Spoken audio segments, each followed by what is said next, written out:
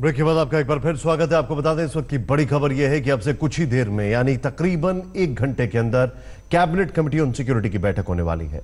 प्रधानमंत्री की अध्यक्षता में यह बैठक होगी। इसमें फैसला लिया जाएगा अभी के जो हालात हैं उनके ऊपर। इसमें फैसले लिए जाएंगे कि आखिर अगली कार्रवाई क्या हो सकती है। इसमें फैसला लिया जाएगा कि आखिर क्या क्या वो वजह रही कि ये हालात हो गए। इस बैठक के अंदर वित्त मंत्री मौजूद होंगे, इस बैठक के अंदर रक्षा मंत्री मौजूद होंगी, इस बैठक के अंदर विदेश मंत्री मौजूद होंगी, इस बैठक में अजीत डोभाल मौजूद होंगे।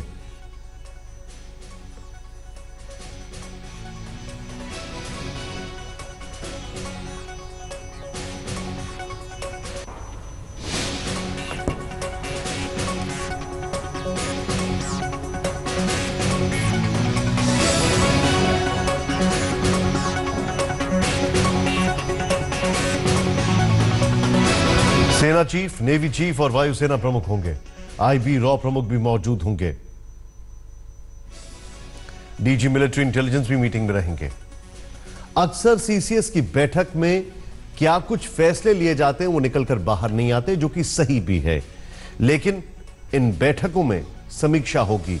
जितेंद्र बहादुर सिंह हमारे साथ हैं। जितेंद्र, बड़ी चुनौती है, कठिन वक्त है, लेकिन इस वक्त ये जो बैठक होने वाली है और क्या क्या इनपुट अभी आपके सामने आ रहा है, क्योंकि सबसे बड़ा इनपुट जो आ रहा है वो ये है कि इंटेलिजेंस फेलियर, कैसे एक व्यक्ति इतना असला इकट्ठा कर लेता है। दूसरा, कहीं ना कहीं गलती ये भी रही कि उस पे पूरे इलाके को सैनिटाइज नहीं किया गया। और तीसरी कि कौन था वो घर का भेदी जिसने सारी जानकारी दी।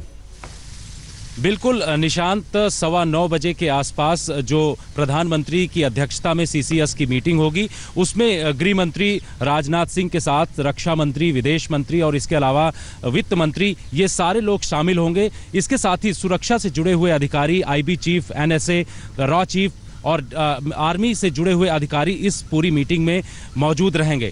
लेकिन जिस तरीके की बात आ रही है कि इंटेलिजेंस फेल्योर की बात, जहां तक हमारे पास जो जानकारी है उसके मुताबिक स्पेसिफिक इनपुट सुरक्षा एजेंसियों के पास नहीं था, लेकिन 8 फरवरी को इन लोगों को ऐसी जानकारी थी। आपको रोकूंगा, यहां पर जिस जगह पर यह घटना हुई वहां पर सबसे पहले आज तक पहुंचा है और हम आपको दिखा दें। तस्वीरों में साफ दिख रहा होगा किस तरीके से उस गाड़ी के जो बचा हुआ सामान है वो पड़ा हुआ है। ये स्पॉट जो है कॉर्डन ऑफ कर दिया गया है। आज एनआईए की टीम्स यहां पहुंचने वाली हैं, फॉरेंसिक एक्सपर्ट्स आने वाले हैं, वो यहां से डेटा कलेक्ट करेंगे। पुलिस का कहना है कि पोस्ट ब्लास्ट एनालिसिस जो है शुरू किया गया है और इस एनालिसिस में इन चीजों का पता लगाया जाएगा कि किस तरीके से ये हमला किया गया, कौन लोग इसमें शामिल थे, मास्टरमाइंड्स कौन थे, किस तरीके का एक्सप्लोसिव मटेरियल जो है इस्तेमाल किया गया। करीब 200 किलोग्राम एक्सप्लोसिव मटेरियल बताया जा रहा है कि उस गाड़ी में लदा हुआ था, जो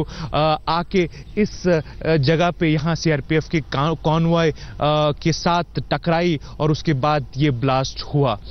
कैमरामैन रूफ के साथ शुजाउल हक, अवंतीपुरा, आज तक।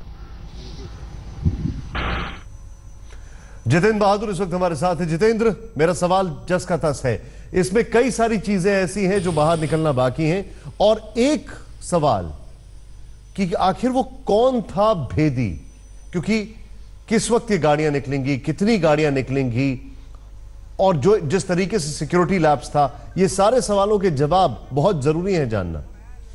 बिल्कुल निशांत, इस मीटिंग में भी इन तमाम सवालों पर चर्चा होगी और इनके जवाब ढूंढे जाएंगे और आगे किस तरीके से इस पर एक्शन लेना है उस पर भी चर्चा की जाएगी। लेकिन जो आपने सवाल पूछा कि घर का भेदी कौन था और वहां पर किस तरीके से जानकारी पूरे कानवाय मूवमेंट की दी जा रही थी, क्योंकि जब जम्मू से कानवाय निकला और उसके बाद श्रीनगर में उन इलाकों में होते हुए ये जा रहा था जहां अवंतीपुरा में ये पूरी घटना को अंजाम दिया गया, उसमें किस तरीके से आतंकियों के जो जुड़े हुए रहनुमा होते हैं और ग्राउंड वर्कर उनको बोलते हैं, वो किस तरीके से इनको जानकारी दे रहे थे। इन तमाम चीजों पर एनआईए की टीम जल्द ही वहां पहुंच रही है और इस पर बड़े स्तर पर छानबीन करेगी। लेकिन सवाल ये है हमारे पास कि किस तरीके से सुरक्षा में चूक हुई, क्योंकि जो एसओपी सीआरपीएफ फॉलो करती है, जिसमें यह बताया जा रहा है कि अगर इतनी भारी संख्या में 2500 के आसपास जवान एक जगह से दूसरी जगह मूवमेंट कर रहे हैं तो उसमें आगे सबसे आरोपी चलता है रोड ओपनिंग पार्टी पार्टी होती है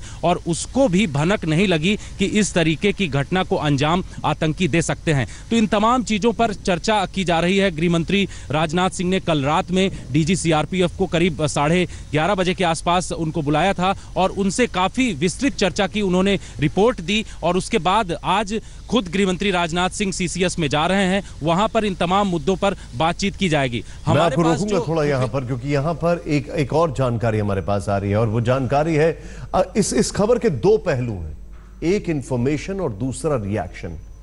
इंफॉर्मेशन जो हम आप तक लेके आ रहे हैं और रिएक्शन जो देश भर से आ रहे हैं।